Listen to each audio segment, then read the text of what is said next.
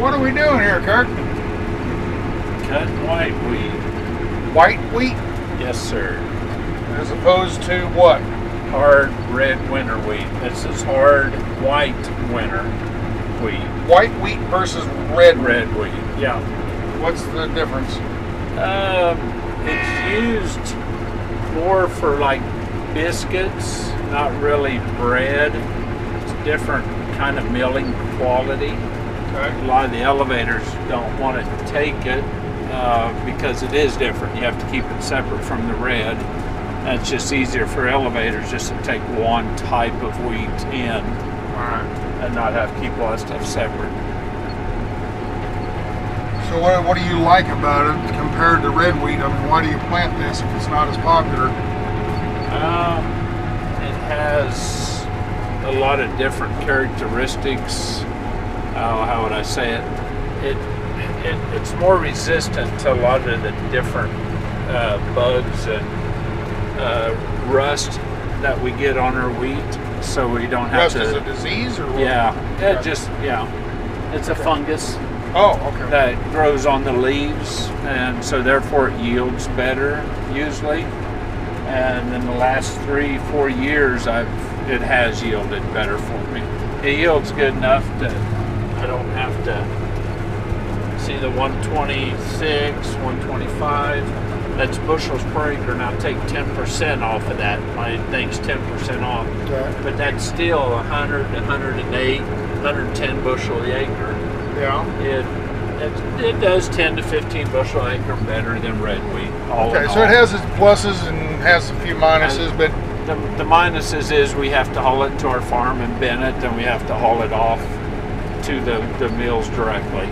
Okay, so you go directly to the flour mills or the grinding mills instead of going through the co-ops and stuff. Correct. The grain elevators. Yeah. So that's a minus to it. You got to keep it all separate. The plus is we usually grow better. It makes us more bushels per acre normally. All right. So. Okay, just so you all know, obviously we're cutting at night. It's just after sundown. I don't know. Yeah, there you can still see the sunset over there. It's probably what, about 9:30, 10 o'clock, something like that. 9:40. 9:40. Okay. So far with the harvest, good. Thumbs up, thumbs down. Oh, very good. Very good. It's been one of the best years we've had in a long time. Yeah, that's good. We've had a lot of rain like everybody else, but not too much rain where it kills everything. Right. But you haven't got flooded out like a lot of places like Nebraska and stuff. Yeah. Right. So, but we've had twice as much rain as normal than the past years. So it's been a good year. Very good. All the fall crops are looking good. Glad to hear it. You've had a couple bad years before, and we've good to have good years. Now, how's that all work out? You have bad years, and you just muscle through them, hoping for the good years, and the good years are good enough to make up for it. Yep. Is there a cycle to it, like every 2 or 3 years, or 10 years, or? 7-year cycle. I would put it on a 7-year cycle. Okay. from very good, maybe even. I mean, from average to very good 7, and then back to average to very bad 7. So probably more like a 13 to 15-year cycle. That 7-year cycle, I can remember my grandpa talking about it. It's kind of like the old Farmer's Almanac and stuff like that. They kind of judged everything on a 7-year cycle, didn't they? Yeah, I believe many things go on cycles in life. Bugs and stuff like that. Yeah, locusts. The weather goes in cycles, and commodity prices of everything. Life seems to go on a cycle. Just so you know, right there, that's I-70. That truck or RV, whatever, it's a horse trailer. That horse trailer is going eastbound on I-70. And what town are we close to? What, Oakley? Grinnell, we're east of Oakley, just a little bit east of Oakley here on I-70. For you truckers, right down the road there, about, I don't know, 5-10 miles is Mitten's Truck Stop. So you kind of judge yourself on there where we're at. There's the other combine. That's what it looks like at night, all lit up. We look similar to that. Well, I think we got a few more lights than that because we're a little bit bigger combine. Oh, he's backing up. And I don't have enough lights because I drove right past where I wanted. Well, it's probably because I'm in kids. I'm distracting you. I'm trying real hard not to distract him, but it happens.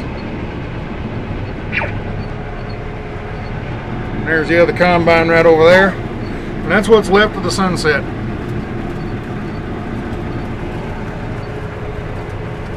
Ooh, look at that dust. The wind's in a different direction now, so look at all the dust we kick up, and it's blowing in front of us now, blowing forward.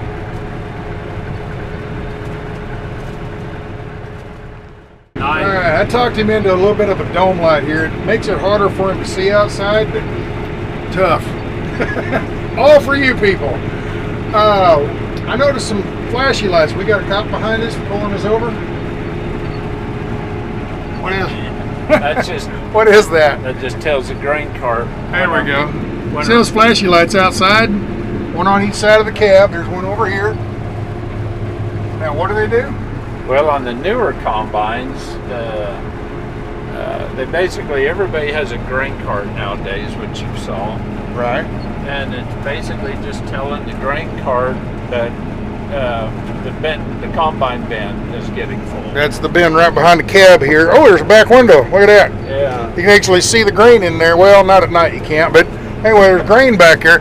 And that light's telling him that you're getting close to full and he needs to skedaddle his butt over here and unload on you. At about 3/4 of a bin load, they kick on. Okay, all right. And they tell the grain cart. And what they're really useful for is like big custom cutting outfits that have 5 or 6 combines that all look the same. Right. And the grain cart guy, they all look the same. So the one that the lights kick on, he knows which one to go to. Right. I think that's the original intent of them. Okay. So you can look at one and say, "Oh, I just unloaded him," but when he wasn't looking, they switched around, and now he gets confused. Or that way, goes to the semi, and when he comes back, all the combines look the same. They've all moved position. He can't keep track of them, right? Yeah. So the one the lights, they're able to tell. Back in the old days, when date myself, back when I was in high school, we used to have a flag that we stuck out of the window. 3 or 4 of us would all cut together, and they all looked the same. Similar looking combines, yeah. And during the day, we didn't have, everybody didn't have a cell phone or the CBs or any of that. So when your combine was about full, you had a little flag you'd stick out the window. And the grain cart back then would look and see a combine, the flag, and that's the one he would go to. That's that high technology. Yeah, I think our grain cart's about to catch us, in fact. Oh, yep. Okay. I don't know. We'll see how this works at night. I don't think I've ever been in a combine at night while unloading on the move. You seen this during the day. The tractor with the grain cart comes. There he comes. Comes up beside, and we've got the boom out there. You can probably turn these lights off now, right? Yeah. And he just paces right ahead of you. He keeps his back tires right about where your header is. How far are we apart there? About a foot from 2 foot? Yeah, 2 foot. A couple foot, yeah. I've done that, and I don't like it. I get nervous. Too much machinery here to mess up. But see, he can boom that boom out there. I don't know if I'm talking too loud. That boom here has a hydraulic cylinder on it. Slow down a little bit. And he can move that back and forth, and he can also speed up with his throttle. His throttle is a joystick in his right hand. And see how he moves a little bit faster and a little bit slower to scatter the. Oh, we're going over a terrace right now. He's really got to concentrate. I'll shut up. Oh, you're fine.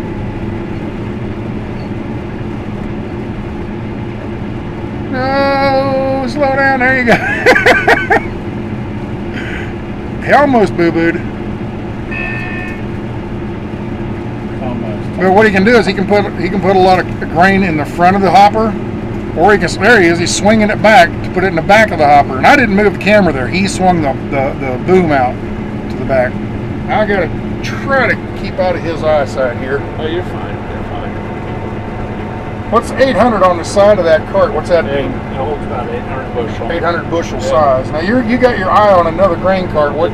1,300 bushel. Woo! We all use it about 1,000 bushels per truckload. Right. I want one big enough where every time it goes to the semi, it's full. Yeah. It has a semi load. Right. And this one here won't quite fill up a whole truck, so it might have to make 1 1/3 trips. It has to go twice. Exactly.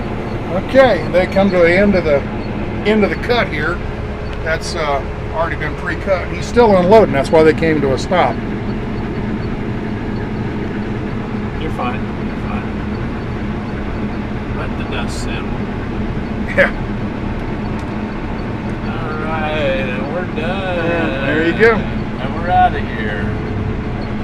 Now the tractor, he's going to take off and go over to the semis and unload. And Kirk's just going to turn around, make a U-turn, and go back and get another sweep. If I can find it in all the dirt. It is hard to see, isn't it? It's here somewhere. You just look for tracks. Yep. See, that's the last set of Yep, tracks and that there's went inward. There's the fresh meat. There's the tracks. There's the edge. I don't know if you can see that on the screen, but there's the edge. And it's so dirty I can't see the weed. I'm just looking for tracks in the wheat stubble. Right. The last set of tracks that pulled in, I know that's where I pull in next to high-tech stuff. There you go. Ah! Oh, that's I'm great. blind. I'm blind. You're blind. I'm blind. I'm blind. There we go. Good. Lift my hat. See, you can't see my beautiful face. What do you think about that? Every evening, it seems like I make a comment. Well, it's getting too wet, or it's too damp. Humidity's come up, and the the straw starts getting tough. And I just asked, he says, well, starting to toughen up a little bit. And I'm thinking, well, how in the heck can you tell? You're up in a cab, how can you tell? Explain. Well, It's all you. I'm 54. I started driving a combine when I was in 3rd grade. So the old man in me, I don't have the radio on when I'm in a combine. I listen to the motor. I listen to the cylinder that's threshing. I listen to the combine. And like now I can hear it making a growling noise more and more if we Compared to 2 in the afternoon, it's a can. little 2 in the different sound. afternoon. Yeah, and right now we're going 3.2 mile an hour. This afternoon we've gone 3.7, 3.8. Okay. But I just hear the motor. I don't know how it's grinding or it's growling more at you. All right. Now that's the old man. Now the young techie in me, I can tell by my gauges here. Okay. I can tell the engine load, how hard I'm pulling the engine, the speed I'm going, and this here, here I'll push it a little too hard here, and I'll show you. We'll go up to 4 mile an hour here. All right. And then we'll watch these gauges start to go up. 83, 85, 86. Yeah. And then this one here, see how it turned yellow? It's warning me I'm throwing stuff out the back. Throwing stuff out Throwing the back. brain out the back. Oh, product. And if it goes into the red, then I'm really throwing a lot of weed out the back end. You just want straw to go out. If you push it too fast, it doesn't have time to separate. Exactly. Got it. You can't get it because the straw is getting tougher from the humidity coming up. It doesn't want to release the seeds as easy. Exactly. And the Got it. straw is just tougher. The engine load is slowing the sickle down a little bit. No, it's just pulling harder, telling you the big rotor that does all the threshing, it's working it a lot harder. Okay. And that's where I'm listening. Which is all connected. Yeah. The motor, the main motor is running the sickle, it's running the rotor, it's running the thresher, it's they're throwing the stuff out the bed. It's all connected to the engine. You only got one engine on this thing.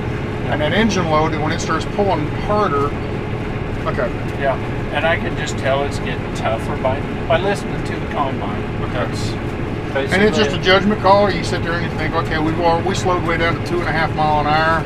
And Right. it's just, it's, There's some point at night where you're like, yeah, we're down to, you know, right now we're cutting 1,800 bushel an hour. You're slowed down to 2.5 mile an hour, and you're cutting 700 bushel an hour. it's not worth it. There comes a point where you're like, okay, it's just time to go to bed. And Also, start over tomorrow.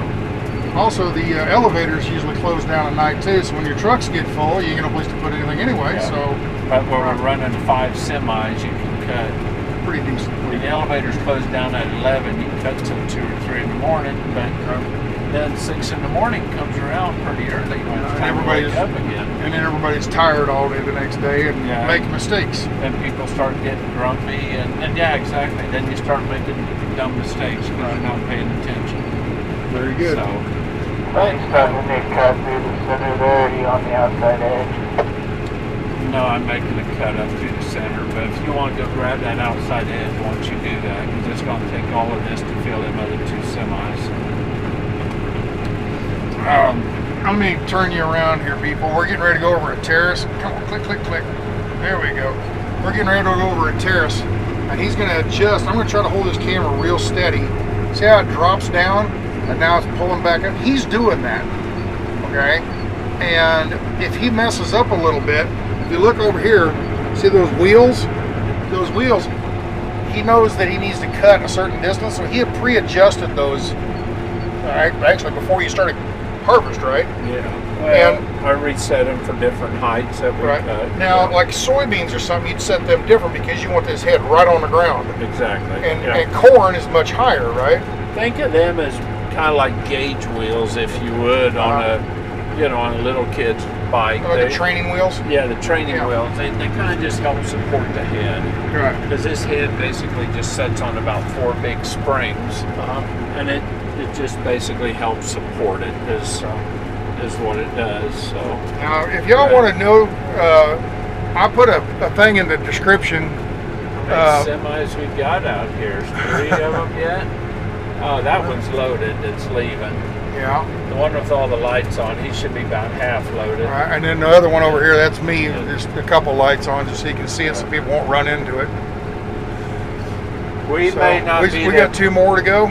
we may not be the prettiest farmers and the sexiest, but we got the best damn looking semis there is. Red, white, and blue, right? We got the most lights of any farmer. That's old Knock 'em Out John right there. He's got all the lights on. That's the newest rig of everybody, right? Yeah, Newest I- trailer, newest I tractor. think after wheat harvest, we're going to order another new trailer for a new truck or a different truck we bought. I can't even see Man, nothing there but it is. dirt. There it is, Ah, there there it it is. There's the dust cleared, and you can see. Kind of like I can see clearly kind of like now. driving The in a dust is fog. gone. You don't see nothing. All of a sudden, boop, there it is. Okay, why is there a row missing right here? Well, Or is that just where this is the planter and there's a gap between the 2 runs? no, Or the guy that was running the planter last fall, we plant our wheat in the late September, first half of October. Probably more that 3 a.m., 4 a.m. running 20-hour days, and there was a row plugged up, and he just didn't catch it. A row plugged up on the planter. On the air seeder. What we use a 40-foot wide air seeder. Air seeder, to but plant people would the know that wheat. as a planter, though, Yeah, right? to plant Okay. wheat. Now- And there's a row every 10 inches. Uh-huh. Well, he actually had a couple rows in this field plugged up. Hey, we got a tractor. Look at there. We got a stalker over here. We got an auger coming out. There it is. Uh-oh. Wait till I get to the other side of this terrace first. And look at that, our grain tanks, our lights are flashing. Now that's a good. We're 3/4 full, so life is good. That's a Showed good up- grain cart driver. He got here before you even needed him. Got here before I knew it. Now he can't make Now he it. stalled the tractor out. There goes the head way down. Now when we drop off, see how the head comes up? Because our tractor, the head isn't coming up. The tractor is tilting. The Combine. combine, the chassis part of it is actually going down a hill over that terrace. So really the head's Think of not it- going up and down. Think of it as a big drainage ditch or a big water diversion ditch. Yeah. It keeps the water from running off real fast. It slows it down so it Right. has time to soak in. Yep. You know? Yep. Well, here we are. We're pumping. The whole time he was talking, he was doing all this stuff, and I wasn't even paying attention. There's no way I could drive one of these. How old are you when you're in the 6th grade or 3rd grade? Third grade? You're 8? In 3rd grade, I was about 12. I don't know. What are you when you're in 3rd grade? Well, 3 plus 5 would be 8 years old. 8. I'm 54, so... You started driving when you were 8? When I was in 3rd grade, yep. Combine with a header half this size. Yeah. The combine didn't have any air conditioning. And there's some people out here that watch this stuff that know what combines are. What kind of combine was it? Gleaner G. A Gleaner G with a 20-foot head. 20-foot head, yep. Had a fan for an air conditioner, and that was it. You had a fan that blew hot air. Did you have a cab, or was it open? Well, I had a cab, but most of the time you wanted to open the windows for just to keep the airflow through it. I was in 3rd grade. I'm 54, so yeah, that's been 46 years ago. Don't seem like I've had that much experience. Does that make me wise? I've known you a while, and I wouldn't say wise. Yeah, I wouldn't go that far. To be wise, you must have experience. Age brings you experience, experience brings you wisdom. That's my quote of the day. Alrighty there, youngin', you just get on that big old tractor and boogie on down. It's just like the way he peels off there. It's almost like the fighter jets in fighter planes in World War II. Get over to the next combine, make him happy. Yeah, he's going over to that other combine over there and going to unload on him. Can you make it to the end and get back on this side? Hope so. He don't know. I think so. I think so.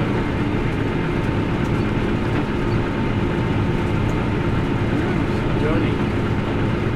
Yeah, I think this is the first time I've ridden in one at night.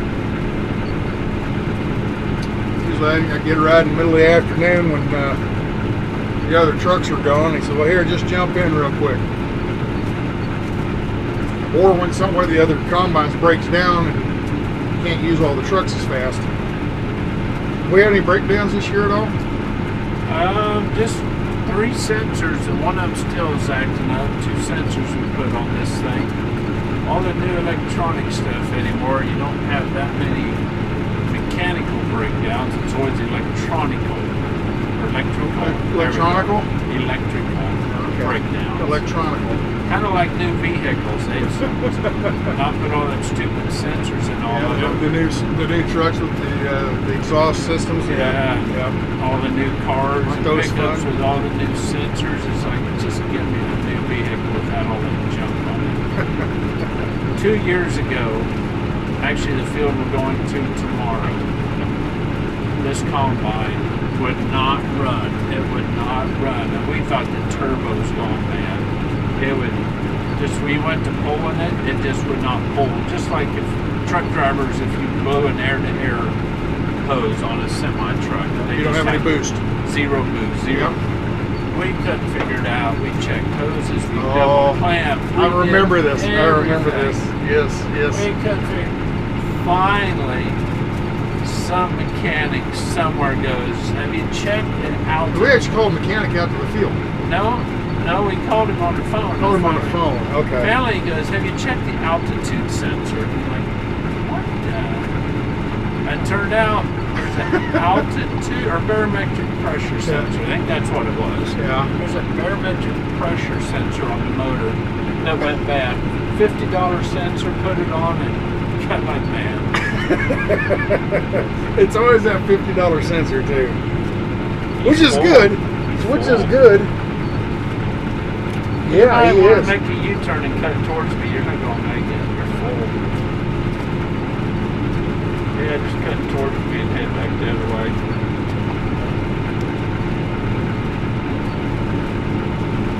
Make a U-turn there, Big Carter. Now see, not only was he paying attention to his I'm just gonna go combine, up to the end here and make a U-turn. not only was he paying attention to his combine, telling the story, talking to you, he's also looking at the other combine and noticed he was about ready to overflow his bin. And he doesn't have as many sensors in the older combine as this one does. And I made a comment to somebody. I made a comment to somebody the other day about him. It's like, he's the dumbest SOB I've ever met in my life. Well, I said that too. No, it's like he's the conductor in an orchestra, and he's playing all the instruments himself, almost. I mean, it's like I've never. I guess it's experience. If somebody gets like me driving a truck, it's just so much of it's second nature anymore. You don't even think about it. You just do it. And he's been doing this as long, you know, all the same kind of. You've been farming and trucking about the same time. Or, no. I've been driving farm equipment Since you were 8, yeah. Third grade. Yeah, so okay. Started driving a swather in third grade, started driving a combine in third grade. So, started chasing girls in second grade. We'll cut that out.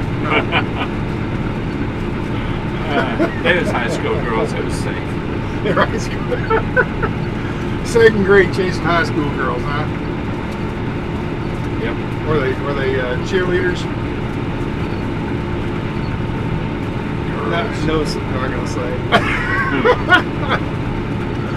Oh, it's all good.